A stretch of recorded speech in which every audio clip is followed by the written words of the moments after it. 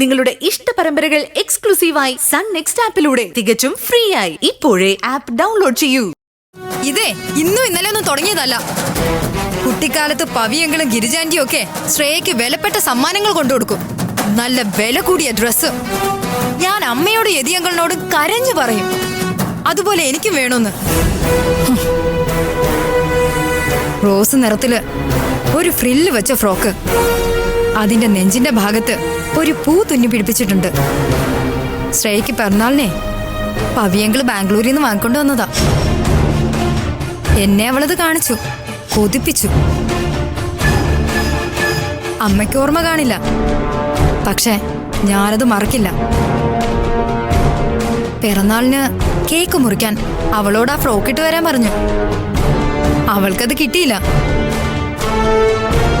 ഇവിടെ എല്ലാരും ഒരുമിച്ചങ്ങ് തെരഞ്ഞു.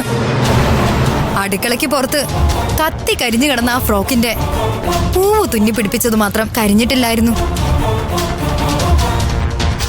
എന്നെ അന്നമ്മ ഒരുപാട് തല്ലിയിട്ടും ഞാൻ കരഞ്ഞില്ല. അന്നു മുതലേ തുടങ്ങിയതാ. അവൾക്ക് വീണ്ടും എല്ലാ സൗഭാഗ്യങ്ങളും വാരി വാരി കൊടുത്തു. എനിക്ക് ഒന്നും കിട്ടിയിട്ടില്ല. ചോദിച്ച അമ്മ പ്രാരാബ്ധങ്ങൾ അങ്ങ് നിരത്തിക്കോളും. അത് ദാരിദ്ര്യം കൊണ്ടൊന്നും അല്ലെന്ന് എനിക്ക് നന്നായിട്ടറിയാം. പണത്തിന്റെയോ സ്വത്തിന്റെയോ കാര്യത്തില് അമ്മയ്ക്ക് ഒരു കുറവും ഉണ്ടായിട്ടില്ല.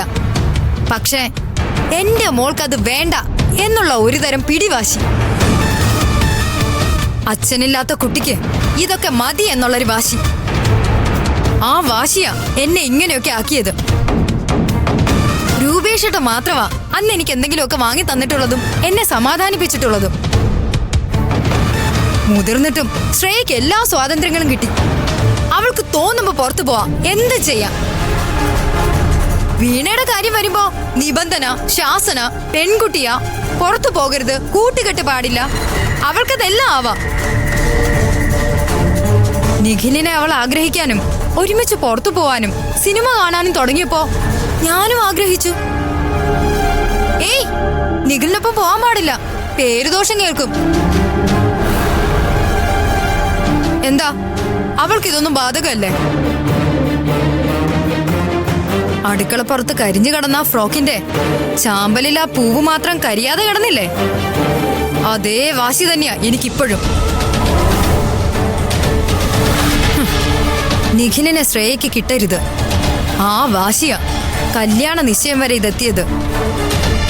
ശ്രേയയോട് രാത്രിയിൽ മുറിയിൽ വരണം, കാത്തിരിക്കുമെന്ന് പറയുന്നത് കേട്ടാ ഞാൻ ആ സമയത്ത് നിഖിലിന്റെ മുറി ചെന്നത്. ആ രാത്രി പോലും അവൾക്ക് കിട്ടരുത് എന്നുള്ള എന്റെ വാശി.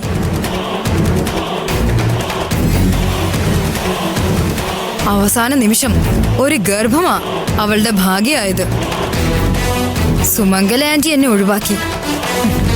ഇല്ല, ശ്രേയയ്ക്ക് നിഖിലിനെ കിട്ടരുത്.